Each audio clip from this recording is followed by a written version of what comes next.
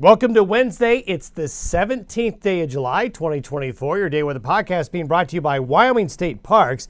Celebrate Wyoming's firearms and outdoor recreation industry at the second annual Wyoming Firearms and Outdoor Recreation Expo in Casper this Saturday, July 20th from 11 a.m. through 7:30 p.m.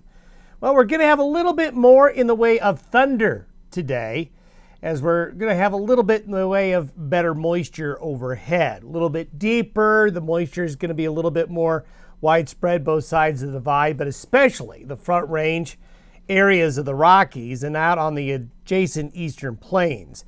And we're basically in what I'd call textbook mid-July weather, where we don't have anything dramatic happening. We just have high pressure. We have subtropical moisture underneath the high pressure.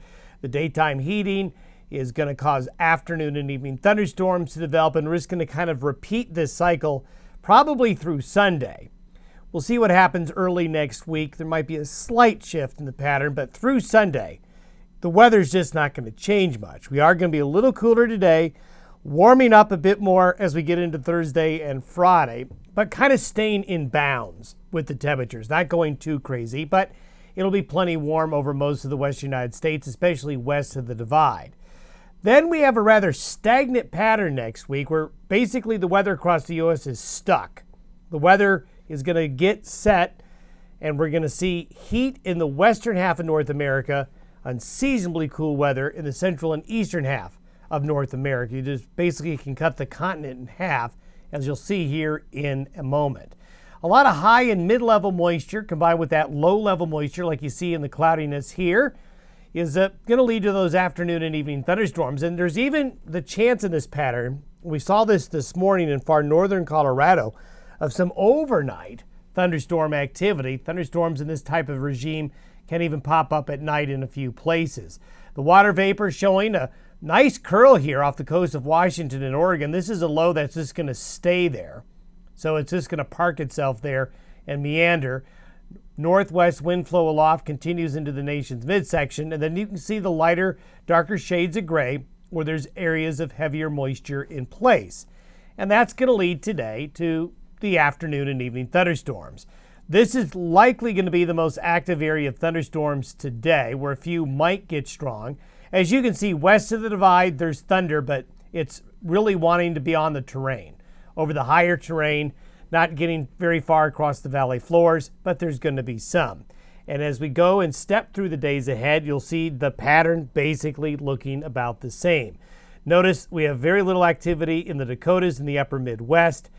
It's because the drier, cooler air that's coming into those areas, while the moisture coming up here, combined with the daytime heating where it's warmer, is going to keep those thunderstorms forming along both sides of the divide.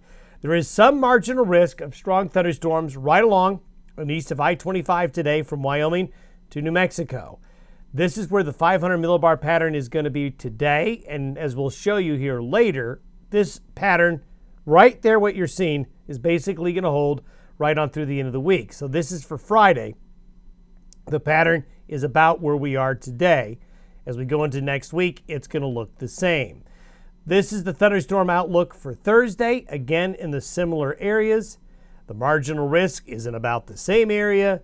And this is for Friday. Might have a bit more in the way of intense thunderstorm activity here as the moisture kind of comes and goes and surges. And the days where the moisture is a bit deeper, you're just going to have more thunderstorms.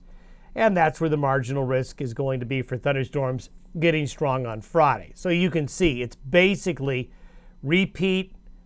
This is called a sustainable weather forecast. We're just recycling it every day.